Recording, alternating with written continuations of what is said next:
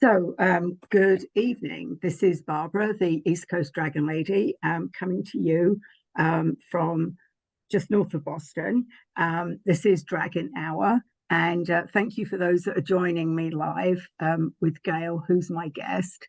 And for those of you that are catching the recording, thank you. This will go up on YouTube and will be on my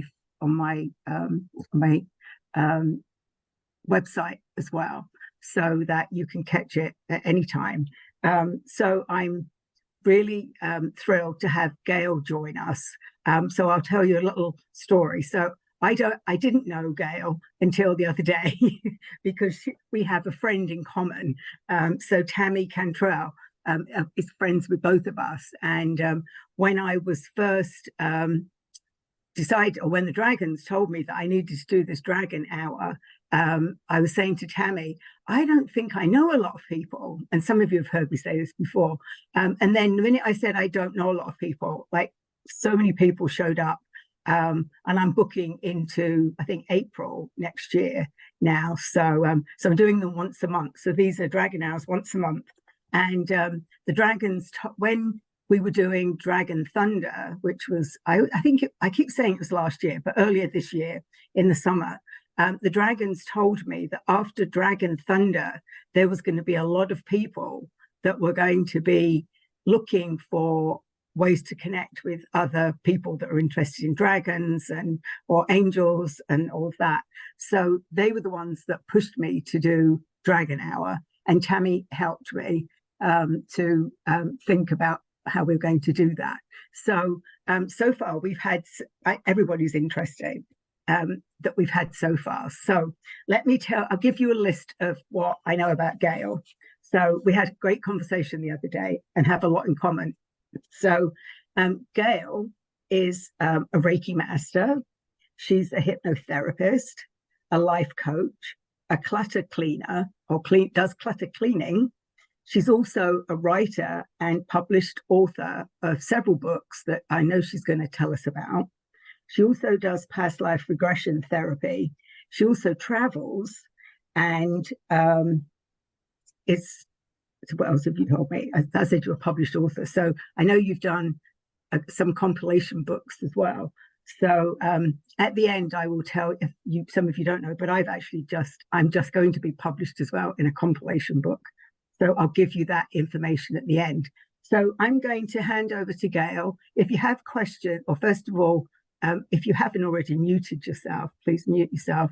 If you've got questions, put them in the chat and I will follow that to see. And do you want to hold questions till the end, Gail?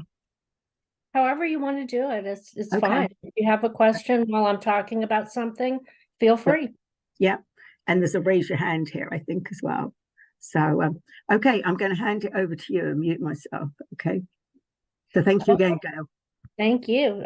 Thank you so much, Barbara, for inviting me to have the opportunity to speak to everyone and to share some of what I do and my adventures and my exciting life that I lead. And also thank you to Tammy for introducing us. She's a great friend and a great supporter of both of us. So that's wonderful. Primarily, I am a Reiki Master. Just a little background, I have been studying for quite some time. My Reiki Master I was a client of hers for many years, like over 10 years, and started taking her classes on the weekends and became more and more interested. And 2 years ago, I decided I had a epiphany on a vacation to Hawaii and came back and decided I didn't want to keep my day job anymore. I'd been there 15 years as a bookkeeper, HR manager, and wore different hats there, but I was really tired of that life and managing other people's money, and the stress was really beginning to take its toll on my health. So I came back from that epiphany. Some of you may know Dr. Lisa Thompson. If you don't, I don't know if she's been a guest yet, but she should. And okay. And I had met with Lisa.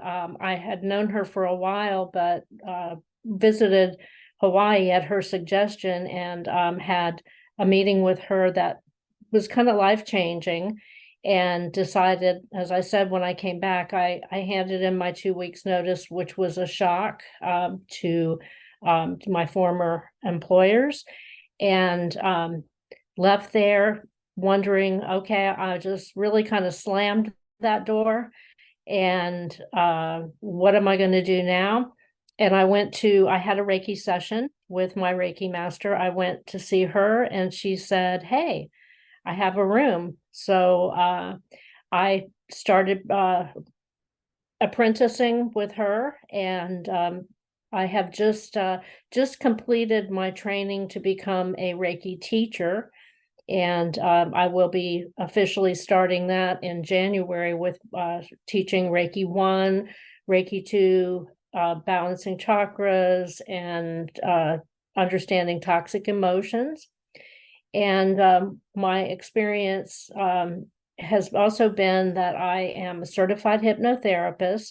I took that class through mutual friends, the Schaefer Institute out of Phoenix area, and they are also one of my publishers. So they wear a few different hats as well. And so I have been with them for quite a while and took their hypnotherapy training. I'm a certified life coach, which I love. I really, really love being a life coach. I have started to kind of incorporate all of those things together, depending. For instance, past life regression goes hand in hand with hypnotherapy, Reiki sessions also. And in about a little over a year ago, I just finally got my certificate, but I had completed the course. I took Denise Lynn's clutter clearing, and that was really eye-opening. I had also taken the past life regression class with Denise Lynn, and so I started incorporating clutter clearing. Became kind of a interesting branch off of life coaching. So, for instance, I have a client that I'm life coaching, and it came up that he really needed. He was basically a hoarder. He has really nice stuff that he hoards, but still same thing. So I've been working with him to downsize things, work on organizing all his paperwork, his will, getting everything in order, and also to incorporate a little bit of hypnotherapy to figure out why that's happened to him, and what is the root cause to that. So all of those things, they do completely tie in together. As Barbara mentioned, I'm a published author, and again, I have two different publishers that I work with, and I started with a compilation book that was called Inspirations.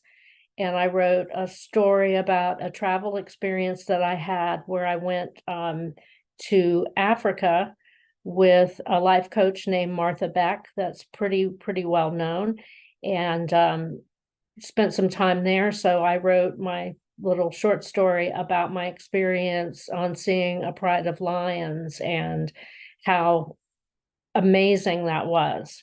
And it was actually called Silence, and it's about taking the game drive and remaining silent during it. We didn't talk. We whispered sometimes if we had a question, but the interesting thing that I learned about that was that when you're not talking or carrying on conversations with other people, or they're talking around you on that kind of experience, that all of your senses begin to open up.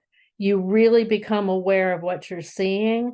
You become aware of what you're hearing, the smells, everything becomes, all your senses become much more heightened. because you're not focused on that conversation with other humans.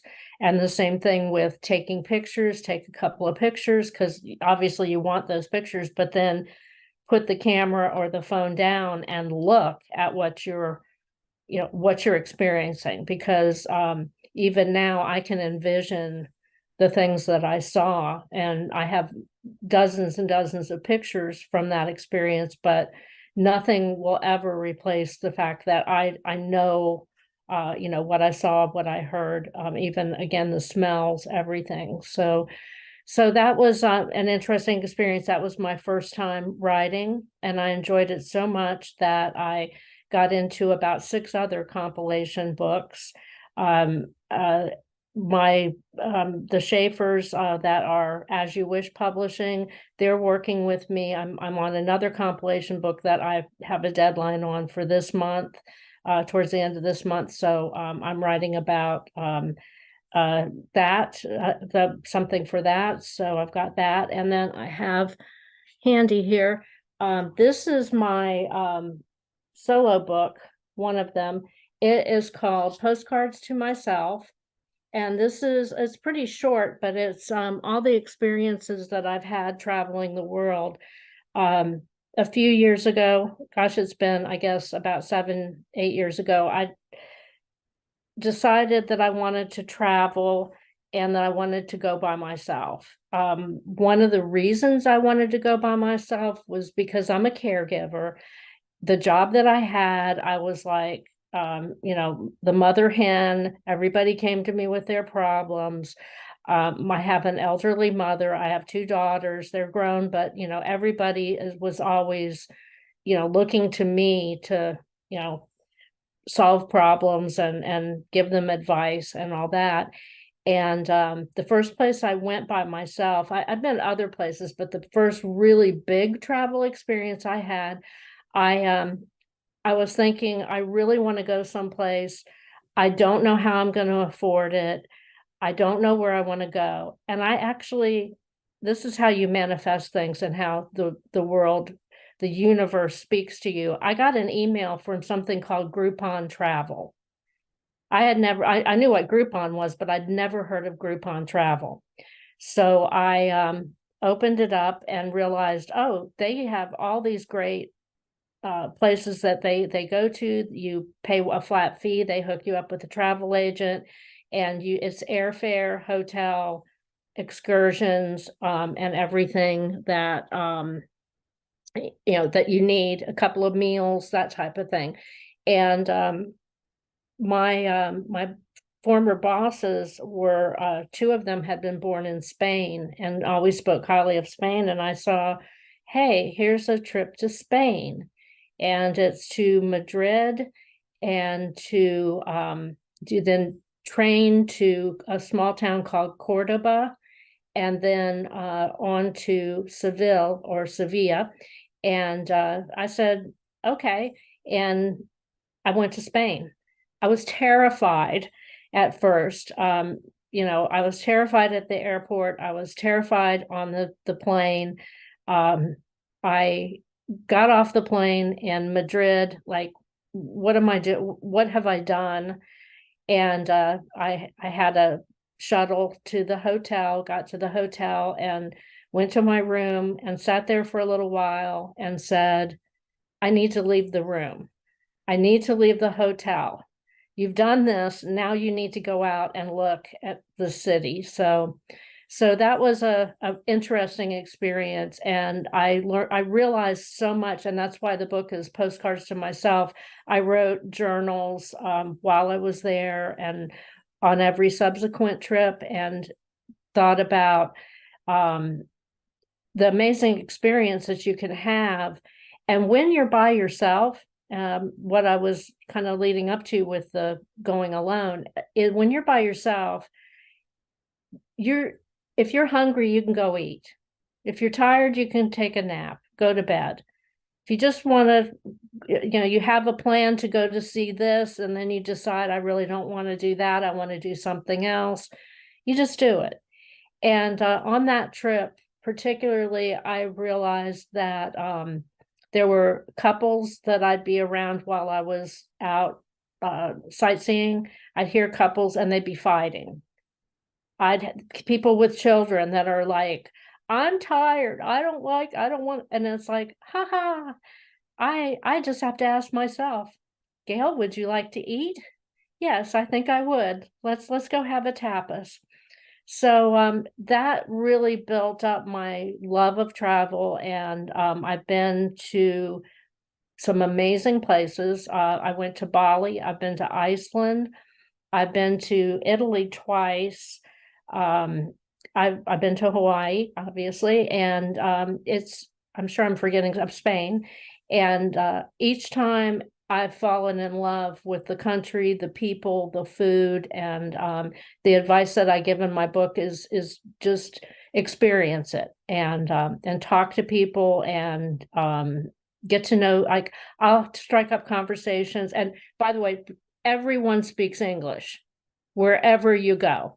You think, okay, I know a little Spanish, I know a little Italian. All over the world, people speak multiple languages. I had an experience in the airport when I went to Italy. I had a layover in Germany, and I saw a German pilot speaking to an Italian nun and then switching back to German, and then he was on his phone and he was speaking English.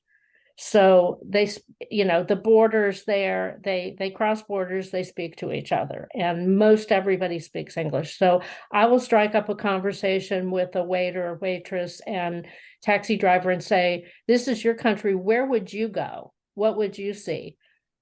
Obviously in Rome, you're going to go see, in Italy, yeah, in Rome, you're going to go see the Colosseum and the Vatican, but ask them, where's a good restaurant? What do you like? And it's really good. So that's my my travel experience, and it's made me a better person and changed the way I have outlook to the world. And my I love doing the healing work that I do. I feel like that's also been a life-changing experience. I feel like being of service is what I'm meant to do. As a nurturing person and mother hen and all that, nothing makes me happier than to have my clients leave me feeling much more peaceful than when they came in, making them feel more relaxed or understanding more about why they feel the way they do. So that's such a reward, a huge reward. And I really, really love doing that. So all of those things, like I said, they fit together and work together. And I'm very happy doing what I'm doing. So I have a question. You talked about the time when you were silent. Can you talk a little bit more about that? Because I think that's really interesting about the not speaking, because I think we're built to like constantly speak. You probably did say, I didn't catch when you said how long you were silent for. It was a retreat, right? A writing retreat. We would go, it was the retreat that I was on was Martha Beck, and it's called she has a couple of different ones, but this one is in Starlings. She calls it the Starlings. And so it's called African Star, and we're Starlings. So it was a life coaching experience. We each took a turn talking about things that, were traumatic. There were several people that had been through a lot of really bad stuff. So it was a healing retreat. But the first day when we arrived, it was kind of interesting because she said, we're going to go on a nighttime game drive. We're going to go at dusk. You do not bring your phone. You do not bring your camera. And by the way, you do not speak. And so everybody was like, wait, I want to see, what if we see something, and we did. We saw elephants, and we had a leopard walking alongside the Range Rover. I could have literally reached out and touched it if I was stupid, and petted it, but it was they're wild, but we saw giraffe, we saw so many things, but the idea was exactly what I was describing is that if you're I have my phone, if I'm here recording everything and taking pictures and talk, oh, look, it's a giraffe, it's like it it takes away from that experience. So we were silent that first night, and then we were told, guess what? Every time we go out, it's silence. So every game drive we went on, and we would go 6 o'clock in the morning. They wake us up, we'd go out, and that's like one of the best times to view the animals as they're finishing up, like we saw, lions that had been hunting at night, and you'd see I had an amazing experience of something that you don't see so often are wild dogs. The wild dogs are very rare to see. They're endangered. We saw the pack of wild dogs with their puppies. It was, everybody wanted to squeal, but we tried to stay quiet. But the whole idea was to take in nature and experience. And we did have, we'd have a break. The guides we had 2 vehicles, and we went kind of our separate ways, and we'd meet up if they would radio and say, hey, we're sitting here and there's a rhino, our ranger would take us there. So yeah, the silence again. And I've been to there's a place in the mountains in North Carolina that you can go and do silent retreats. And it's a very common thing in those kind of places. One of the places is called the Art of Living Institute, and that's up in Boone, North Carolina. And they have silent retreats. They have lots of different speakers that come from time to time, and it's owned by like a Indian guru. So silence is really important there too. And for people that are on the silent retreat, but there's other people that aren't, you get a little badge that says, I'm silent. Don't talk to me. I can't answer you. Or you just nod and smile and point at your badge and go on your way. So it's an amazing experience. Anybody that, has an opportunity to do that should at least once. You'll find out that, after a certain amount of time, it's like I don't really want to talk to anybody. This is good. I'm concentrating on the within.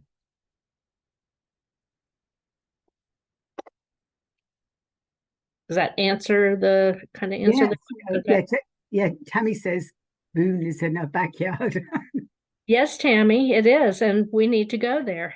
Yeah, and there's a vortex. Yeah, they have it's an amazing place, and I've seen several speakers. Actually, Sonny Don Johnson has been there a few times, and you and I talked about our experiences with that. She's done her angel program there. I think it's been at least 2 years in a row. So I did go once. This past year I didn't go. So yeah, that's funny because I remember looking at it and seeing where it was on the map, and there was like nowhere close to the airport because you have to land somewhere and drive for about 2 hours or so. Yeah, it's about a 2.5 hour drive for me. Right. Maybe 3, depending on the traffic through some of the more major cities, but finding it is difficult because there you can't Google how to get there. They have to give you the directions because it's off the beaten path and up a winding mountain road, and it is really an exceptional place. They have a spa too, so you don't have to totally rough it. They do have nice rooms, and then they have like a dormitory room system. So to make it more affordable, but they have a labyrinth to walk, and so it's really a great experience to go there. I can't see any. Are there any other questions? I can't see them. Well, maybe if I do this. Oh, there we go. Yeah, I was just putting down like Lisa, your website, Lisa's website. Okay. And by the way, my book, just I didn't make that clear. My pen name is Gigi Rush. Oh, Rush Gigi. is my maiden name, and a lot of my friends call me Gigi. So when I travel, I just tell people my name's Gigi. It's just easier for them to. My name, like in Spain, it's very hard for them to say Gail. The G is not. It's like an H. So so I go by Gigi when I travel, and a few of my really close friends call me that. And like I said, that's kind of my alternate persona when I'm traveling. Yes, I'm Gigi. So I did have a great experience this past June. I had tried several times to go on a Viking cruise, and it kept being canceled and canceled due to COVID. And they kept giving me, they were wonderful. They kept giving me vouchers. Like, okay, you can't go, so we're going to keep your money that you already paid, but we're going to give you a voucher. And this happened like 4 times. So when I finally decided, I think I'm going to try to take a cruise, it was unbelievable what they did for me. I had, first class accommodations, first class airfare, everything. And I was just treated like royalty. But even on that trip, everybody always asks me, like, are you by yourself? And I'm like, yeah, I'm by myself. Would you like to come with my husband and I and on the tour? And I'm like, sure, I'll hang out with you, but I don't have to. But at the end of the cruise, the one young lady that had really been fabulous, the waitress, she said, can I ask you a question? I said, yes, of course. She said, do you ever get lonely? And I said, not really. No, I said, I read a lot, I sit there and look at the beauty around me. I said, you see that people have invited me to their table at dinner, and I'll sit with them and talk. And that's, if I want to be by myself, I think I have a way of letting people know without saying, get away from me, that I have a way to just make it about myself, and that I kind of just want to do this on my own today. So it's a great experience. I really recommend it. And I think it can be scary, but once you make the first step out the hotel, or wherever you get off the plane and you're there, or even if you get in your car and you go someplace for a weekend by yourself, you're going to find out that, wow, guess who I'm going to talk to? Me. Right. Guess who I'm going to discover more about? Me. Yeah.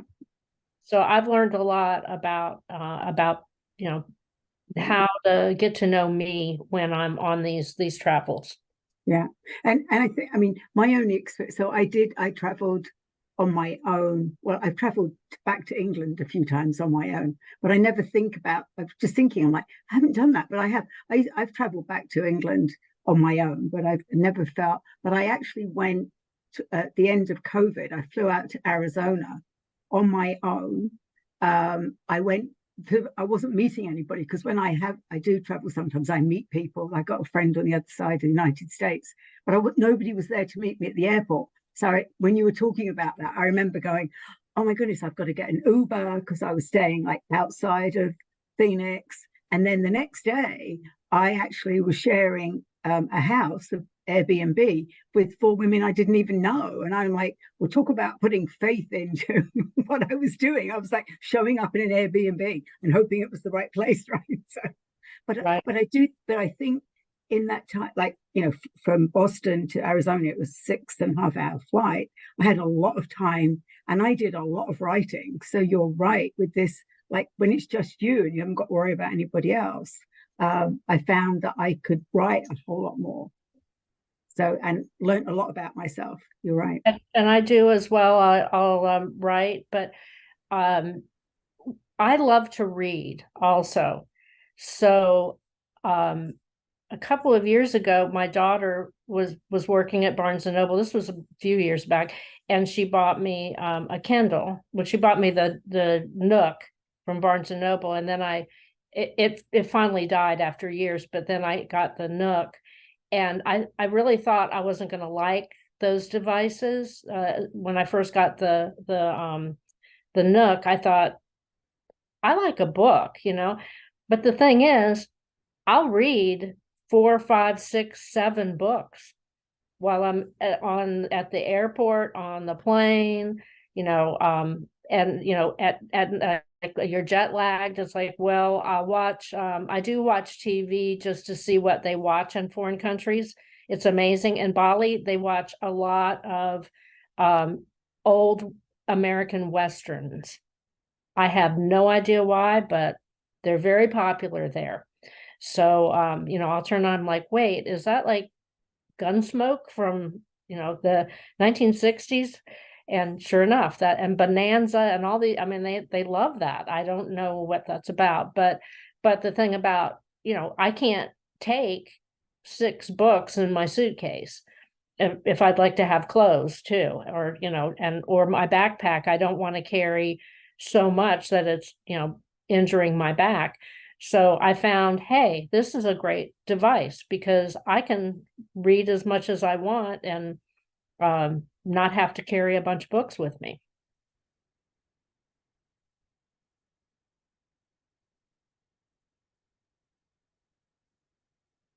So I know you're the dragon lady, and I know Yes. we talked about I put this on. Where did it go? This is one of my favorite pieces of jewelry. It's a dragonfly. Oh, dragonfly. Yes. Yeah. And dragonflies are my kind of my sign. I thought of them a few years ago, that, I guess I was taking some kind of a class or something, and they're like, come up with something that's your sign. So you start manifesting and then you see it and it's coming. And I came up with dragonflies, and I have 3 dragonfly tattoos. I got the first one, I got it was my first tattoo, and I don't have a lot, but then I had 2 smaller ones that represent my daughters. So I have those. And then this dragonfly necklace, uh, I was in Bali, and we were going between 2 resorts. The driver was taking me from the first, that was a Groupon also. So I went to 2 different locations, and traveling to the second location, he said, would you like to stop and look at silver? Because silver jewelry is very, very popular here, and it's very cheap. And I said, sure, I'll look at some silver jewelry. Why not? And he pulls up to this place, and the outside is magnificent, and it's sculptures of dragonflies. It was, I was like, whoa, I have never seen a building that has gold gilt. I guess they didn't do silver because it wouldn't show up as much, but they were gold gilt, huge dragonflies. And I went in, and the first thing I saw was dragonfly jewelry. And I bought the necklace, and I actually bought a ring for a friend of mine who also is into dragonflies. And so I wear this a lot. It's very meaningful for me. And it was one of the first times I bought something like this that I realized, if I don't buy this necklace, I'm going to be thinking about it, and I'm going to be sorry I didn't do it. So I have that, and I have tons of dragonfly. People now that they know over the years that I love dragonflies, I have them everywhere as gifts. I have one right here that I put specially here. This was a Christmas present from my daughter, and it's like a paperweight type metal dragonfly, but it's really beautiful. And I've got dragonfly candles. I have dragonfly wind chimes. And you name it, I have dragonflies. And Barbara and I were talking earlier. I just got swatted by my little dragon who's over here. I knew that was going to happen, but my cat Bella, I kind of consider her my little mini dragon as well. So have you found, and again, I mean, they've got the name dragonfly, and I was just trying to see if I could Google. Have you found, I mean, do you think that they're small dragons, or I mean, I've just pulled up what dragons. Well, I think it maybe has to do with, I mean, they do most dragons have wings, or not all of them do? Depends who, I mean, for the most part, the dragons that I'm now seeing dragons before. I mean, not everybody sees dragons. Sometimes a lot of people see dragon eyes. It seems that they're easier to see. I mean, some people draw like huge dragon eyes with a lot of detail in them. I've recently started, so yeah, they fast wingspan.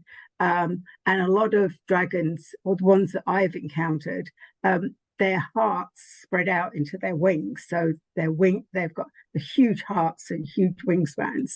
But yeah, they can be small. Like I was telling you that I had, as I started to see dragons, one day my guardian dragon was saying to me, "What are you doing with that dragon? You're restraining that dragon." And I was trying to explain that it was my dog, and we were having this sort of backwards and forwards conversation. And he was concerned that I was restraining a dragon. And then he said, "No, that is a dragon. So my dog, who's a min bin, is apparently a dragon." So and I'm pretty sure my cat is a dragon, so she's there. But for me, I mean, I see the symbolism in that they could be like mini dragons. They do kind of represent, I think, luck and fortune, good fortune. Yeah, it says here, dragonflies can be seen as symbols of self that comes with maturity. They symbolize going past self-created illusions that limit our growth and ability to change. The dragonfly has been the symbol of happiness, new beginnings, and change for many centuries. The dragonfly means hope, change, and love. And yeah, I had a experience of seeing them as signs. A couple of years ago, our dog Wally, who was wonderful, even the little dragon loved him, but he had a stroke in the backyard, and my daughter, he was pretty big. My daughter and I tried to get him into the car, and ended up having to have a friend come over and help lift him, but we took him, and he was not going to recover and was suffering, and he was 15. So we had to go ahead and make that call, which was it's a very peaceful thing if you have to do that. I know that, I think it was somebody was talking about their dog earlier when we first started. Tina. Yeah, Tina. And the thing was that, we were heartbroken and everything. And the next morning I went out to the backyard, and I was thinking about him. And, I kind of stood there near the spot where he had collapsed and looked around, and all of a sudden there were all these dragonflies, like 10. Wow. I felt like he was sending me a message that it's okay, Mom, I'm okay. Everything's good. So it really had a deep meaning for me. And a couple months later, I had my the guy that takes care of my yard. I had him help me. We put in a pollinator garden there. Nice. So I often see them. I have beautiful big fat bumblebees. I have honeybees, and I have dragonflies out there a lot. Right. And I was in my car the other day, getting in my car, starting it, and looking out at the garden, and there were dragonflies. So I was having a particularly thoughtful morning of things that I needed to make decisions on, and it just kind of comforted me to see them. Yeah. Yeah, which is when I think, for some of us that, dragons, they often come when you need them, or they're there because, they're there to comfort you or oftentimes dragon. So I have a couple of fire dragons that like to clear the path ahead. So they like come in and they will just clear everything out of the way. So yeah, I think that's the same. And I think I've certainly, this past summer, I saw a lot of dragonflies, tiny ones, big ones, and we have water quite close to us. I mean, I'm not far from the ocean, but there's a body of water, and I think, and we had a lot of rain this year, so there's a lot of standing water. So, and I love them. I think I love the way they hover, and they're beautiful. They really are.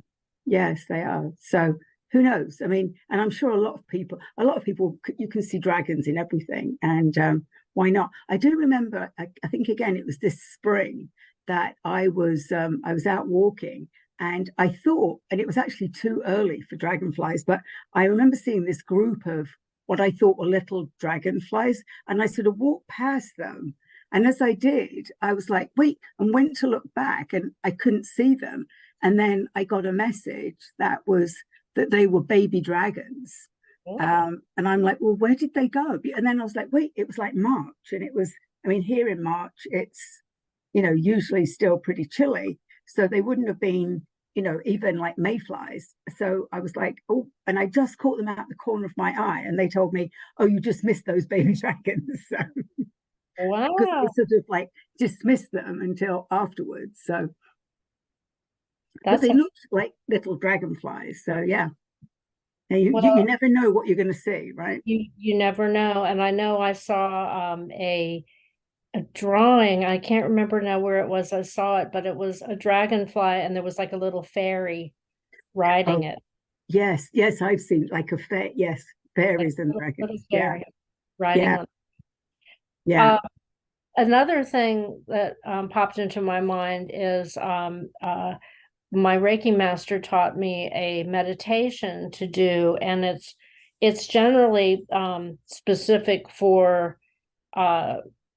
she uses it for victims of rape, and I have used it on my own as just like an empowerment message and meditation for I had a client that was going in for breast cancer surgery, and she was really scared, and I did that dragon meditation, but it's basically about seeing yourself in a garden, and everything's beautiful. I describe all the flowers, the butterflies, the dragonflies that are flying around, the green grass, the beautiful sky, and then suddenly everything grows dark. The flowers begin to die. The grass begins to shrivel, and you look over and you see the thing that has scared you, or the person that has hurt you or attacked you. You see them, and you're momentarily afraid, but then you begin to look down at your feet, and you see your feet become these big clawed feet. And you look up the legs, and you start to have beautiful golden scales. And it continues, you continue all the way up. You suddenly have these enormously beautiful wings, and you realize that you've turned into a dragon. And I described the tail as well, and and all of these things. And then you turn and look at that person, thing. In the case of my client, it was cancer, the thing that was scaring her. And it's like you take that huge guttural breath in and really loud, release it, and it's fire. And it Yes. burns that thing up. Mhm. You do that a couple of times, and then you go back, to relaxing breath and turning back into your own body. And all of a sudden, this blue sky the sun comes back out, the flowers begin to blossom again, the grass beneath your feet is green. So it's a very powerful image of a dragon, that you become the dragon and you are Yes. now in charge and big and powerful. And I would say you can probably go back and call that image every time, whenever you're scared or whatever. I did with Caroline Mitchell, who's somebody who is well known in the dragon world, and she's done several dragon decks, oracle decks. I did the Dragons of Atlantis with her, which was a whole day workshop, and she actually took us back several times to Atlantis, which was the different Atlantis than I'd been to in previous times. And I actually saw myself as a dragon. And actually that meditation is dragons. There is a meditation called Dragon's Breath meditation, where and bring that breath into you so that you can do the same as the dragon. So you can empower yourself, very similar. You bring that dragon breath in and blow it out, and you can just, even though it's fire, it doesn't burn. You can use it to clear. Exactly. Yeah. So yes, it's very and simple. my client, like you said, my client told me after her surgery, we've spoke a lot of times, and of course she's come back, but she said that she did it in the pre-op. And Right. she said she told the nurses, I'm going to be making some funny noise over here. I'm not having a panic attack. I'm not hyperventilating.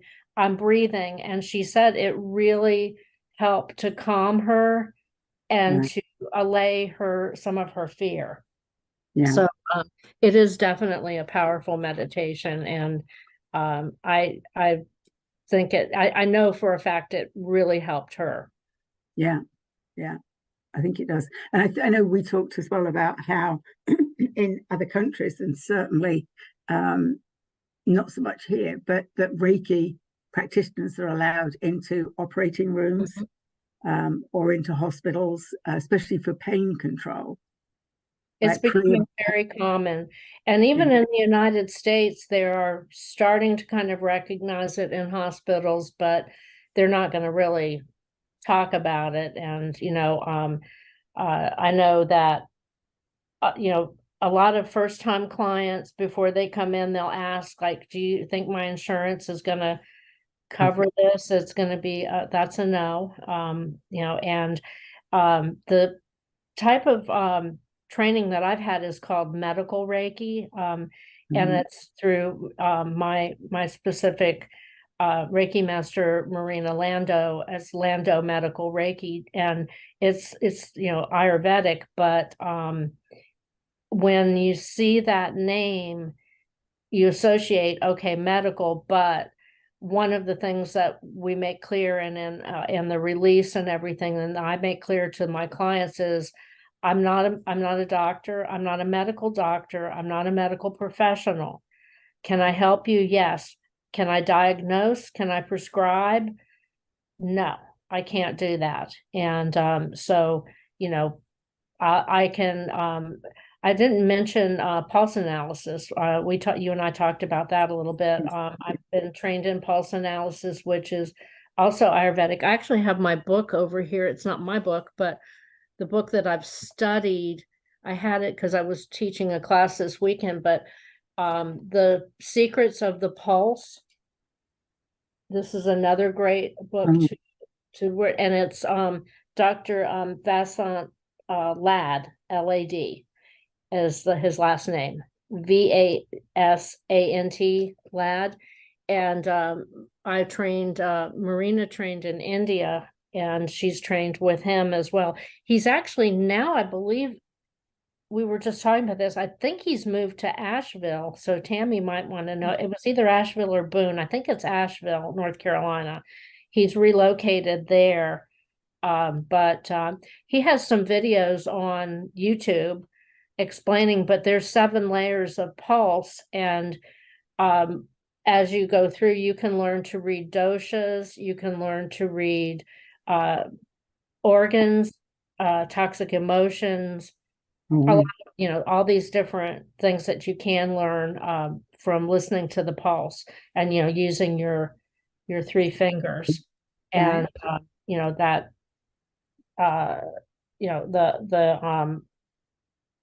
the way you can do your own. Yes. But so it's very interesting. It's very ancient also, and it's highly recognized, especially in India. And a lot of Reiki practitioners are beginning to learn that and study it as well. So, Yeah. so if you're just curious, and you want to know a little bit about it, check out Dr. Ladd on YouTube. Yeah. And he's got the kind of the introductory. He doesn't have a lot of YouTube videos for pulse analysis, but he does have a few. So, Right. and there's others as well. Oh, our vet does that with our horses. Yes. Does that come to, yeah. Yes, I've heard. I mean, I try to practice Reiki on as well on my cat. She'll if she's allowed me to allow her to get in my lap and be calm and quiet, I'll put my hands on her, and it's comforting for me too, because the purring, and I'm talking about you don't need to come claw me. She gets very jealous. So anyhow, Yeah. but yeah, the pulse analysis is really fascinating.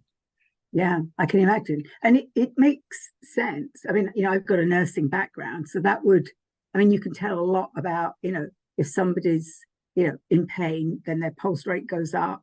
There's a lot of stuff that happens, that tells you a lot about the person. Right. Yeah, fascinating. And I think I told you, I've just taken my first level dragon Reiki. I mean, I have other Reiki, but I'm just fascinated by how people have found dragon Reiki that haven't done any of the other Reikis. I mean, literally, I know a handful of people now that have done no other Reiki but dragon empowerment Reiki. So I'll have to check into that. And when you have your what was it, the dragon so in January, Ryan, who is actually my Reiki master for Dragon Reiki, he's going to talk. He's coming in January to talk on Dragon Hour, and he wants to talk about Dragon Reiki, and he wants to bring some of his past students to be in and to talk about how it's helped them. I mean, for me, it's just opened up a whole different level of communication. I mean, if I think of when I first took Reiki, how it just opens you up to like things that you didn't even know was there, and then you can do this energy with your hands. It's so, and he said to me, it's just going to blow you away. And I've only done level 1, which is really you're just working on yourself. So level 2 is when you can start practicing it. Right. So it's the same as taking Reiki. Yeah. Reiki 1 is, yeah. Yeah. Except for I mean, a lot of people do Reiki 1 and Reiki 2 in a weekend, right? They do Saturday and Sunday. Yeah, I have feelings about that as well. The way we teach, and I'm really excited to be a teacher now, and I've been teaching, but as part of my training to become a teacher. But there's really so much information, and I know a lot of people in the field that teach 1 and 2 in a weekend. I think that there's so much more to it. Teaching like in level 1, you actually will learn the history, right? Where it came from, what different types of Reiki, how it came about, how it evolved over the years and history. And then the attunements. We feel very strongly my training, and I believe that I will always stick with this no matter, when I'm teaching on my own. But attunements, you can go on YouTube and watch somebody and have somebody attune you. Yeah. I don't believe in that. Hello, little dragon, don't walk on this. I don't believe in that because I think that the Reiki master needs to put their hands on you to transfer that energy. It's a whole, I mean, when I attune a student, I feel it and they feel it. Right. It's very powerful. And it is like the transference of, that energy to them. And, it just seems to me like, especially, you can take Reiki on Zoom, but then you need to come to the Reiki master to get the attunements. Well, and I think when, COVID made us a lot of stuff, people, and I mean, I do think that, I've certainly had some Reiki sessions over because I've met people from like Canada and places like that. And I was amazed at how powerful it was. Yes. Because it's the intention. It's like distance Reiki, right? It's distance Reiki, and I can do that as well. And I've been on the giving and the receiving end of that. I know it works.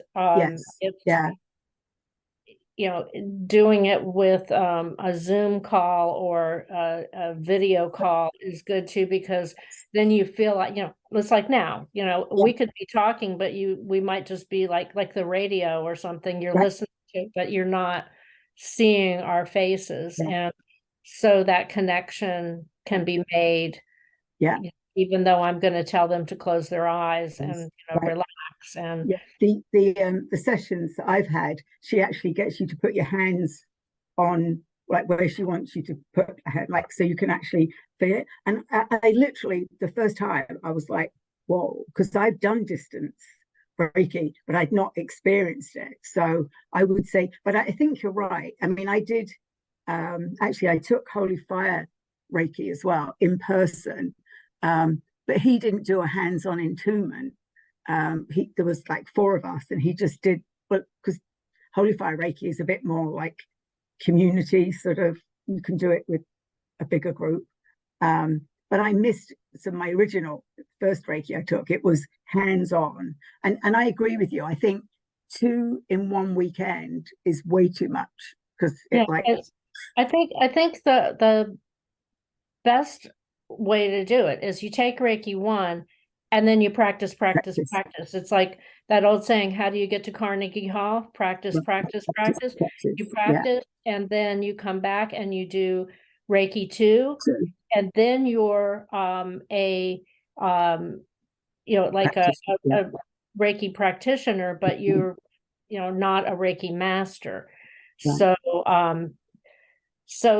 there's different, everybody has their own way of teaching and doing it, but to me, that works so much better. And to have that time in between to, even if you're Reiki 1 and you're practicing only on yourself, at least you're building up. If you don't, anybody that has any kind of Reiki training and doesn't practice, they'll probably always have it, but they're not going to be as strong. You're going to have to build that back up. And it's and then also the other thing is, when you first start out, learning to not like, you're channeling energy, you're moving energy, but to not take on their energy and walk away from this session feeling like they felt when they came in. Like you're not absorbing their energy. You're able to distance yourself while actually touching them. Yes, definitely. I agree with all that. Well, I used to find that I had friends that were massage therapists that weren't energy aware, and they often get themselves jammed up because they're pulling all that energy out, and it's oftentimes they're pulling it towards themselves. So I used to teach a lot of them how to like protect themselves and get rid of the energy.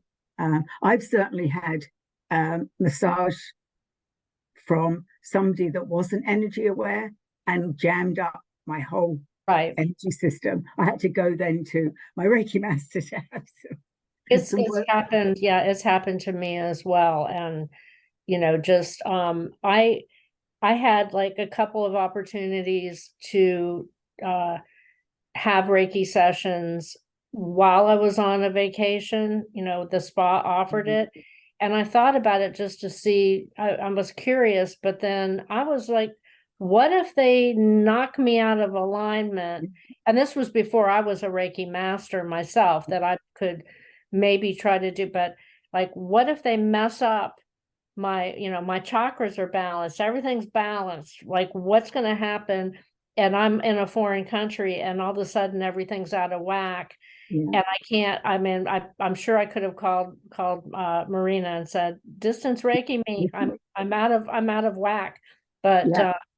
yeah, so I'm careful about that as well. So yeah, it's interesting, but yes, I think Reiki, I find, and especially now that I'm finding this, I'd never heard of medical Reiki, so it's just Usai well, Reiki. there's like new age Reiki, and then there's medical Reiki. So it is it's at the end, it's all the same purpose and the same modality. It's just a slightly different way of knowing, of practicing. Yeah. So so we're just at 8 o'clock. So do you want to talk about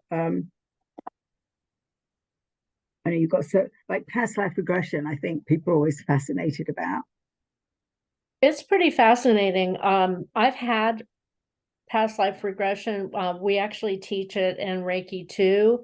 And it's just, part of the training. And so when I did Reiki too, when I took it, I was with there was 3 students, and that was me, and the other 2 students were a husband and wife. And it was kind of odd because they were very religious. I believe they were Catholic, very religious, which they were, I'm like, okay, they're open to, to learning, but they completely shied away from demonstrating. They wanted to watch, but they were not going to participate. Right. And so I said, okay, I'll do it. And I did. And that very first time I was like, I got a little scared. I admit, I was like, this seems so real. Yeah. This seems like it's really happening to me, because it was, but at the time, I'm pretty open about, trying everything and, experiencing things. And that's why I said, I'll do it. So, I felt, there was going to be some sort of danger in the life that I was in. And I was a young girl, and I just was like, I don't want to see myself die or anything. So I asked to be brought back. But I've also done it a couple other times. Dr. Lisa Thompson, she did past life regression for me in my hotel room in Hawaii. And it was like I said, I had a life-changing experience that weekend, or that week.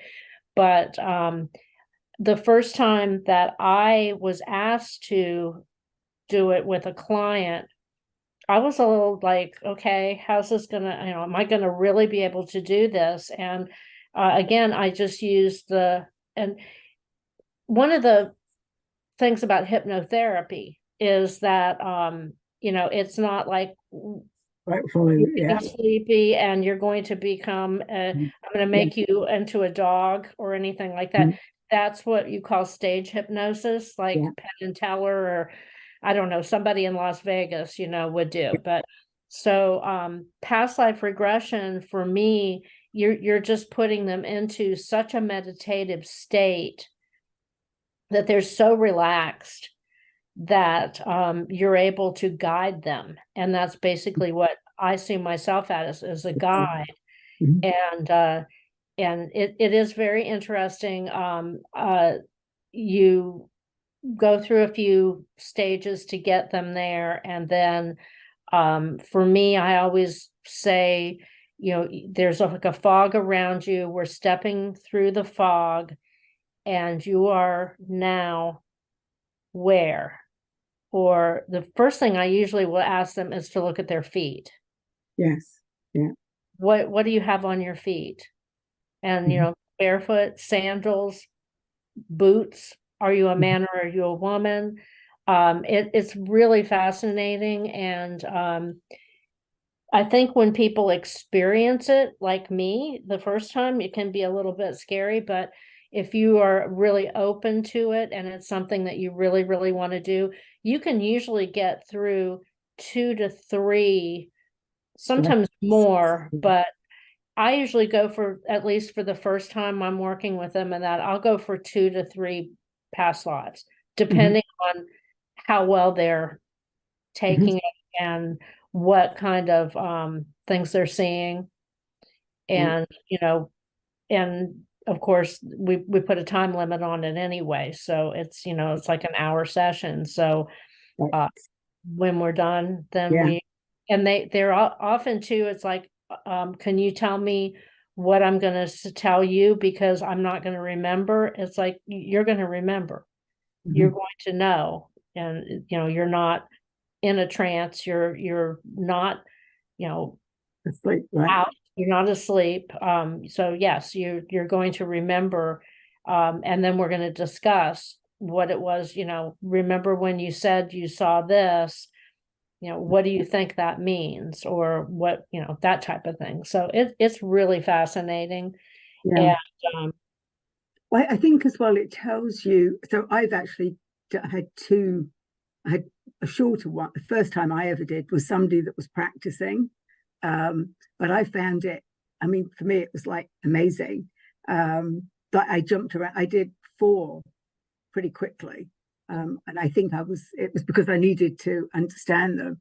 And then I did a much longer session with somebody. It was up to 4 hours. And went to many lifetimes, but also life between lives. And I remember telling you this because I still laugh about this because I I was fascinated when I'd heard about doing past life regression and knowing about your life between lives. I was like, oh, I want to do that, right? I was fascinated about what was I in a life between a life.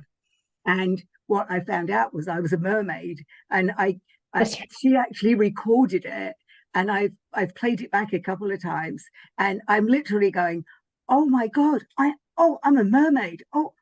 I'm in water and I can breathe, because that was the thing when she was asking, where are you? And I was like, I'm in water, but I can breathe. And I couldn't figure out why I was underwater and could breathe. But when I looked down, I was a mermaid. So that's so cool. Yeah, that I was found really, that out. really, yeah. And then there was parts of it that I don't even remember. And then there was a big part of it where I actually channeled Merlin. So Merlin has always been my guide, but she was talking to Merlin. And then as I listened to it, I realized I was channeling him because she was talking to Merlin and I was answering as Merlin. So that was pretty interesting because yeah. And I think you just understand a whole lot more about yourself if you go back and think about why would I have been that, or how come? Because I thought there would, at least we didn't actually meet any dragons because the person doing it was hoping we would come across dragons, but maybe in another one. But it was yeah, I found it fascinating. It really is. And the experience that I had, that I was really, um the whole idea of quitting my job, and um I had an experience with someone who I won't mention, but he told me that I would be homeless and living in a cardboard box when our marriage ended, and I carried that with me. That and you know, I was so afraid I was going to lose my house, and part of what I learned from the past life regression was that I had always been on my own, and that I could always count on myself, and that I was stronger and more resilient than I believed, even in that moment that I was in Hawaii. And I was like, you know what? I think I can do this. Right. Right. Yeah. You're right. It brings you to an understanding about, you know, So, and where knowing that, from.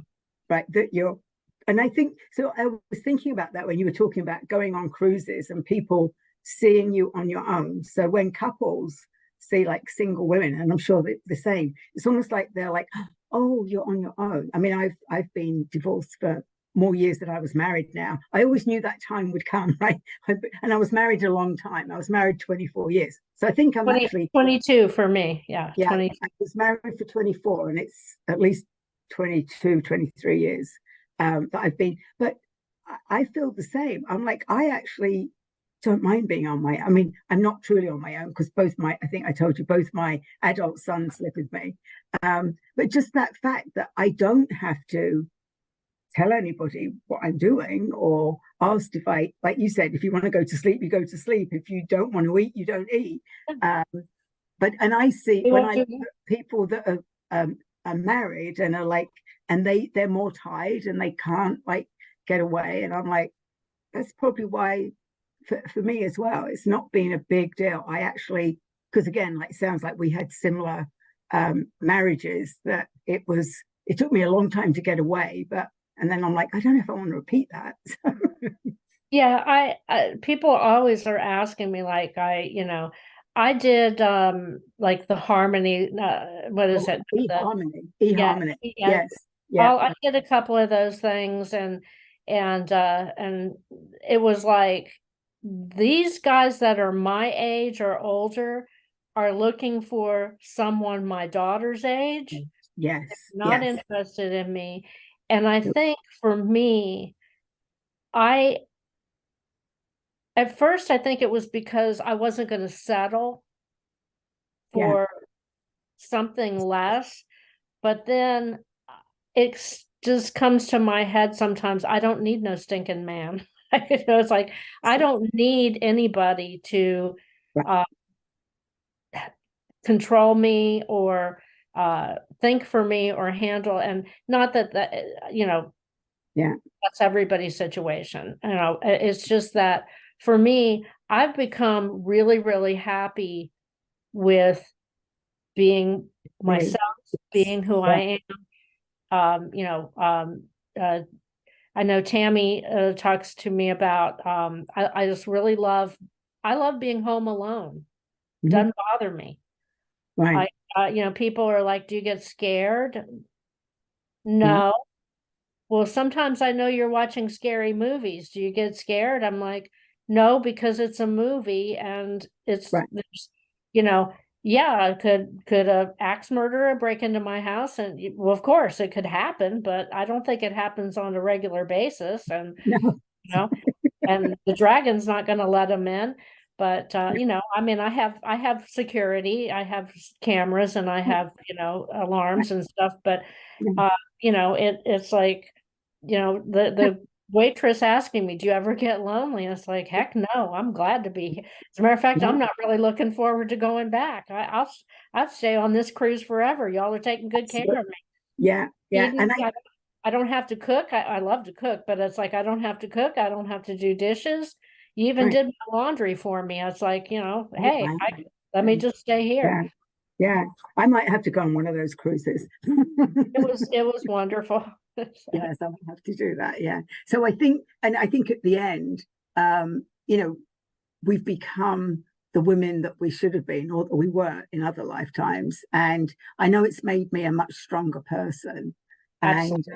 And occasionally, things keep will come up to remind me. And I've just found that I've got stronger as the years have gone on. I've just been able to overcome, and I can see, especially now, I think when you're on this sort of journey, I've become much more aware of people's intentions. I mean, one of the gifts I was given a while ago was when you read something, I can read the person's intentions behind it, you know, especially when they're like trying to be nice to you, but they're not really. Like it was almost, I was like, I don't believe that I could actually see this. And when it confronted the person, it was absolutely true. So it's like, that's one of those gifts, right? So, but I do think as well, when you're talking about dating, I think some men do not do well with strong women. I always scare. I've been on a few committees where I scare the men.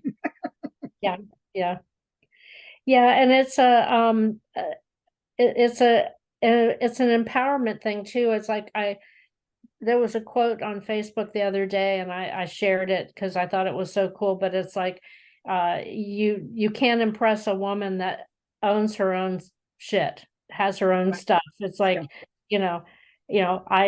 I'm not homeless. I have a house. I have a car. My car's paid for. I have, a business. I write books. It's like, I'm vulnerable many times in my life, but I'm very strong. Right. And yeah, a lot of my vulnerability, I think, comes from the fact that I'm a very compassionate, empathic person. And when people disappoint me, and I'm hurt, I get hurt by it, but I'm so much better at letting it go and saying, you know what, they did that. Either I have to accept that that's how they are and what they're going to do, but I don't have to put up with it. I don't have to deal with it. right. And, I think last year I went through a huge purge of Facebook, and you and I talked about this as well. I purged people that were negative, and I have a lot of friends on Facebook, but there's a couple things that if they cross the line on a certain things, like, I don't tolerate racism or sexism or, Ageism. yeah, they just, things that come up that I'm like, oh, okay, they crossed the line. Right. I mean, politics doesn't bother me. It's like, okay, this is who you like or what you like, and this is what I like. I'll even tolerate, some religious things that are outside my comfort zone, like, I mean, abortion and things like that. It's like, but when you start to take that step, that I see that it's hatred in some way. Yeah. But I purged a lot of things. I was in tons of different groups, and associating with other healers and people in our type of business and idealisms and things. And I started seeing some nasty behavior. Yeah. And I'm like, how can you be spouting, that you're, a healer, or you're, this or that, and then you're turning around and you're saying such horrible negative stuff about other people. So yeah, I just said, I quit. I slipped it way down and purged so many people and groups that, hey, I didn't really need to be in this. Right. Yeah. And we've talked about that. And I think that's the nice thing that you can do with the internet, right? It's harder when you people live too close, but you can actually go, oh, I don't want to be in that group anymore. So yeah. And I mean, truthfully, I have a very bad relationship with my two sisters. And we don't speak. I mean, we just don't. And it has a lot to do with the way they've treated me in the past, but also the way they treat my mother. And my mother's 96 years old. And she is a wonderful person. Everybody that knows her knows what I mean, she's just so special. And neither one of my sisters have seen her in 5 years. And she's going to be 96 Right. in February. And she's in independent living. So she's, you know, her mind's good. You know, she's frail and you know, she forgets stuff. I do too. You know, we all do.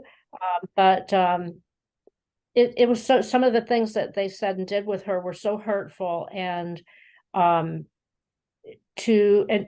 she's now, we moved her, so she's now only about 5 minutes away from me, but she's in her apartment and I'm here. It's like she doesn't want to move in with me. I'd go live there if I could. I'd go live there if I could. She tells me every night what she had to eat. She goes to the dining room, she goes on excursions, but it just, to me, it's like, that's unforgivable. I'm done. And you know, we've talked about, well, what's going to happen if something happens to her? And I said, well, if they think they want to come here and, you know, put flowers on a grave or something, right, what's the point? Right, exactly. What's the point? So you can cut people out of your life, even if they're your blood relatives. Yeah. Well, sometimes I think you have to. It's you know, it's hard to deal with, but you know, we just don't talk. I mean, my mom she'll say, oh, I talked to your sister and this and that's going on. I'm like, I don't really care. But I listen to her because, you know, she loves them. But well, of course, they're her daughters, right? So it's, yeah. Well, this has been a great conversation, Gail. Thank you. And thank you for sharing all of your wonderful gifts that you have. I mean, we could probably talk for another 2 hours. I'm surprised it went by as fast as it did. But I know it goes by quickly. I know it's amazing. It's sometimes you're like, oh, is that all the time is? And then the hour's gone. Yeah, I was like, oh, 90 minutes. I don't think I can talk. Apparently I can talk for 90 minutes. Well, but I always say you have to be careful what you say you can't do. Like I said in the beginning, when I was thinking about doing this dragon hour, I'm like, I don't know enough people to like do once a week. And then the minute I said that, like all these people started to, especially after Dragon Thunder, people started to connect with me, especially people on the East Coast of the USA, because, you know, they went to Dragon Thunder and they're like, oh my God, there's a group of us that are actually on the East Coast. So it proved to be wonderful first thing to happen. And then all these other people are showing up. So it's another world has opened up, right? Who knew that was all these people that had been, Well, I hope my internet's going. We'll have further opportunity to chat. And yes, because I was talking about something that was kind of a bummer, I would like to say on a happy note, one of my favorite sayings is, it's never too late to be what you might have been. And I think it's happened to me that I'm coming at 66 years old. I'm finally doing what I always really was meant to do. And everyone has that in them. They have the opportunity to be what they are really meant to be. And you're doing what you love and what you want to do. And I think it's possible for everyone. And for all the folks that are listening to, or don't be afraid to take a trip one weekend, go overnight on a Saturday, go by yourself, stay someplace and get to know yourself. Step out into the world. You know what? It's not so scary eating dinner by yourself either. Go to a restaurant, sit down, have a meal, enjoy yourself. Yeah, I think that, especially for the younger people, I think that, and I'm like you, I sort of think, wow, I've actually got to that point where I'm doing, I didn't even think I'd be doing this, but doing this sort of work. And I wished I was like 20 years younger, but you know, it happens in the right time, right? It happens when it's supposed to happen. So thank you for those last words. And again, thank you for joining us. Thank Next you. month, I've got solely Dina. So Dina does dragon art, and she does dragon light language. So I want to thank everybody that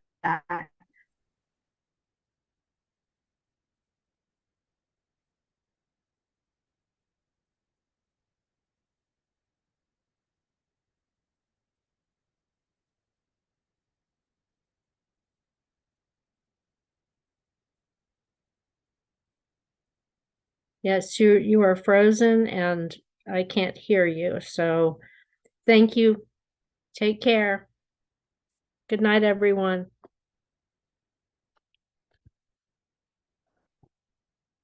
Okay. Wow.